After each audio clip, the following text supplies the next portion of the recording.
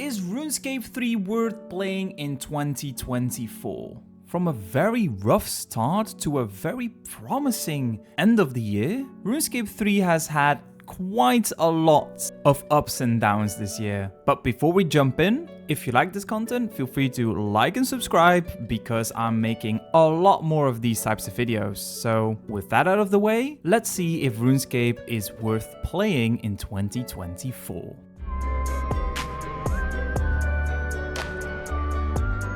We're gonna go over all the updates that RuneScape had in 2024, but also the updates that are yet to come. So first off, January.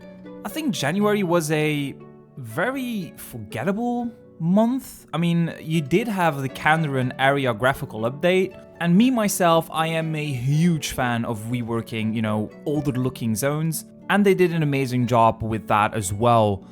But other than that, it was... I think January was all about the combat beta, and I mean, even though it came out really nice, I still feel like it was a bit of a lackluster month in terms of updates. February was basically the same thing. You could really feel that they were putting a lot of effort into the combat beta there as well, asking a lot of feedback about it. Other than that, we only had double XP. But one thing that was very important was Mod Stu's quest requirement cleanup. There was a lot of things that got removed or, adjusted. So I do feel for the questing community or just people in general that are still doing a lot of quests. This was a very, very good and important update that I feel like might have gone a little bit under the radar, but yeah, I think it was an amazing update. So thank you, Mod Stu. But again, that was about, so definitely good updates, but still a bit meh. And then we had March. I think March in general was decent because first of all, we had the RuneScape combat update, the long-awaited combat update. It was good, it is good. I think everyone is really happy about the updates that they did. I'm not gonna go in too deep, but basically it just feels a lot more rewarding without the hit splats and all that. So I think in general everyone really liked the combat update, myself included. Other than that, we had the Blooming Burrow, which is the seasonal event for spring. I think the quest around it was really, really nice to, go all around Gillinor to find things and help them in their chocolate factory. I think it was just a nice quest overall, but this was the third month that we didn't have any permanent new content, like not a new boss, like nothing really new coming into the game that was permanent. And the thing is, you could really feel that Blooming Burrow took a lot of time to make, but I don't think the time that they invested into it was worth it for the player base, because the player base was really looking more forward to having a more permanent type of content at that point. And then we had the infamous What's Next post at the end of March. This was actually the time everyone was expecting a big roadmap reveal, and it ended up not so good. So what they did is they basically just showed a roadmap until June. So basically 3 months from that point. And it was mediocre at best because in April we were only getting a quest. In May there was only community hit list and environment update. And in June there was just a new summer event, which was also going to be a seasonal event like the Blooming Burrow and Christmas Village. But still no permanent new content. Well, apart from the quest, but people really didn't like this. In general, maybe some people really loved what they were going for, but in general, people were not happy.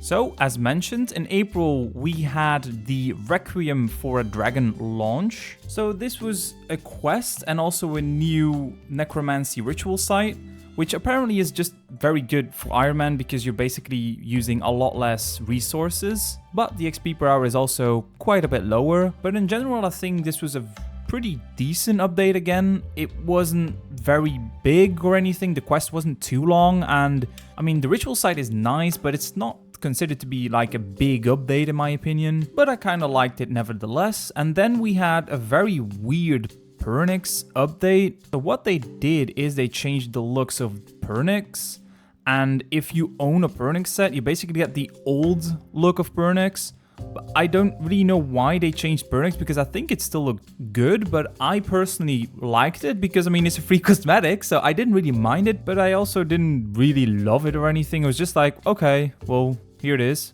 But that was about it for April. So again, not too much going on. But then we had May. And I think May was an amazing month for RuneScape 3. So on the 6th of May, we got a Save the Date 2024 roadmap reveal. Everyone was going crazy about this because at that point, it really could have gone both ways.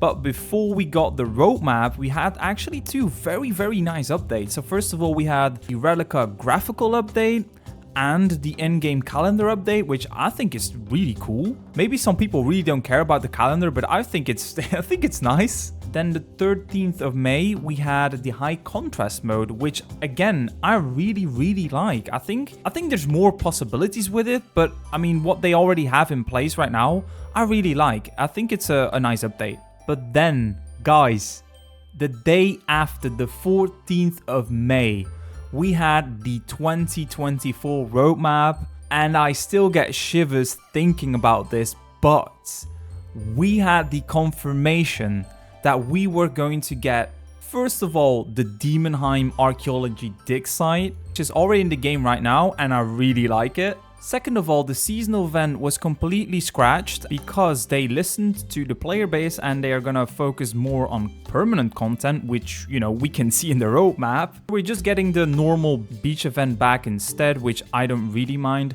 Next up, we have the new boss dungeon, which is Sanctum of Rebirth, which is basically raids and old school. So in RuneScape 3, you have elite dungeons where you have to kill trash mobs in order to get to the boss, kill some more trash mobs, go to the next boss, trash mobs, and then go to the third boss. Old school is just boss to boss to boss, so you basically skip the entire trash mob. So that is coming to RuneScape 3 too, which sounds amazing. I've been wanting this for so long, but obviously we'll have to wait and see how it really turns out. But I love the idea. Then we're getting a skilling update for mining and smithing, which first of all, for me was like, but we already had a rework for mining and smithing, but it's just going to be more items to make more gear, which again is going to be amazing, especially for Iron Man, I think. So new types of ores, new gear, nice. Next, we have the new area tasks for City of We only have the easy and medium tasks right now, so that's probably going to be the hard and the elite tasks. And then we're going to get the new necromancy ability, which is going to be our 4th conjure.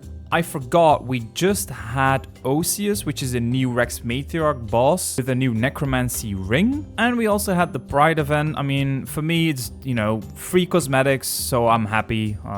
But if we, you know, compare that to the first 3 months that we had, or 4 months with April included, you can see how much this is a shift of content. We're getting quite a lot of content now, or at least very big content. Like, I think the Sanctum of Rebirth is pretty big, the skilling update is going to be pretty big. But now for autumn, I think this is, when they revealed this, I think everyone went completely nuts. So first of all, a new skilling boss. So many people have been asking for a new skilling boss, and it's finally coming. And very important, it's gonna have a solo mode as well. I think technically you can solo Croesus, but I mean, it's not really meant to be soloed. I'm very curious on what they're gonna do with the reward system, and because I think that was a very big complaint from a lot of people, how the reward system worked with Croesus.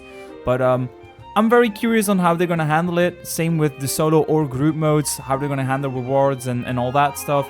But I'm looking forward to it, and we'll see what happens when it comes out. So very nice update. Then we have RuneFest. I think RuneFest is going to reveal something big as well. Maybe for 2025, I don't know. But they always do something in RuneFest that is cool. So, or maybe that's just me hoping that. Then we're going to have a new story quest. I don't know what type of quest this is going to be, like a Grandmaster quest, or I mean, I don't know. We'll have to see. And then we have the new Slayer monster. I don't know why they list this separately, but okay. And then we also gonna have the Necromancy Slayer helm upgrade, which I find weird that it's still not in the game, but I mean, that's fine. But then oh boy, did I not see this coming. Group Iron Man is coming to RuneScape 3, guys. Now, apart if you're very, excited about Iron Man or not, maybe some people don't really care about Group Iron Man, which is totally fine, obviously. But just think about it this way. After so many years, they decide to make Group Iron Man, which is an entire mode in itself, which is gonna be pretty huge to make, I think. And it's completely MTX free. So the fact that it's coming to RuneScape 3 in 2024, such a big update that is completely out of the MTX question, is just so insane to think about. Now, I think there is a lot of differences with RuneScape 3 compared to Old School that they really have to look into. For example, untradables, stuff like invention, perks. There's so many things that RuneScape 3 has that Old School doesn't. So I'm really curious to see how they're gonna handle all of that. But hey, I'm all for it, and my god, I cannot wait. Then we have another skilling update, which is going to be woodcutting and fletching. But again, same thing with mining and smithing. It's not a rework or additional ways to train. It's just going to be more resources that you can acquire and new skilling equipment to earn. And so don't expect like a complete overhaul of the entire system. Maybe that will change, but those are the initial plans. And last but not least, something that is being looked over because of Group Iron Man, I think, but it's the new seasonal event for Halloween. So this is going to be the last new big update for autumn, but I'm very excited because I love Halloween. I absolutely love Halloween, and I'm very curious to see what they're going to do with this, because this is going to be a big seasonal event. Just like we have Blooming Burrow and we have Christmas Village, this is going to be the Halloween seasonal event. So yeah, I'm very, very curious to see what they're going to do with this, and I'm super excited for that. And then last but not least, we're going to have a new story quest. So both quests are going to just continue the storyline of Requiem for a Dragon, or well, it's going to be a new chapter at least. So I'm not a real lore hound myself, but I do like doing the quest, so, that's always a welcome thing. So that was the roadmap of 2024, or the rest of 2024, and I couldn't be more excited. I was so glad when I saw that roadmap, because in general, I am quite positive about the game. I'm not going to bash on the game quickly, but, the beginning of 2024 was pretty hard.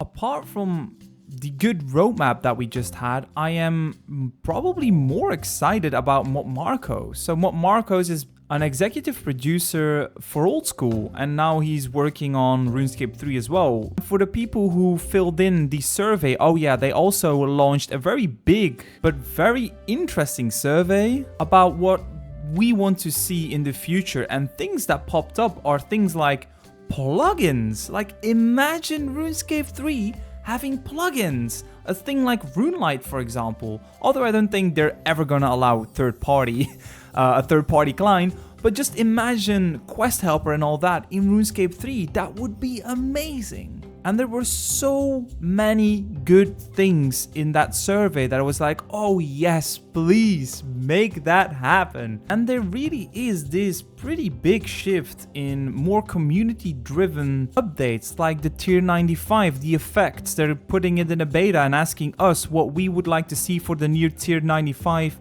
dual wield magic weapons. Like, what effects do we want to see? And in general, I really feel like RuneScape 3 is taking a turn for the better. But obviously, I really don't want to jinx it. I really do not want to jinx it. But they are really starting to focus on the right things, and I feel like RuneScape 3's future is looking quite good. So I couldn't imagine a better time to start playing RuneScape 3. Just very quickly, guys, I know I didn't include like the very, small updates, things like Treasure Hunter changes and all that, or like the Thok buff event and all that. Like, I know it was there, but it wasn't meaningful enough for me to include it here. So to answer the question itself, is it worth playing? Again, I feel like it's a very good time to start RuneScape 3 now, given the updates that are coming. So yeah, I really do hope you enjoyed this video, and if you did, feel free to give it a like and subscribe, because I really like making these videos, and a like and a subscribe really shows me that you guys like it as well. So I really do hope I see you guys in-game sometimes. Feel free to send me a PM or just talk to me if you would see me wandering around. And that's about it. I hope you enjoyed this video, and I'll see you in the next one. Bye-bye!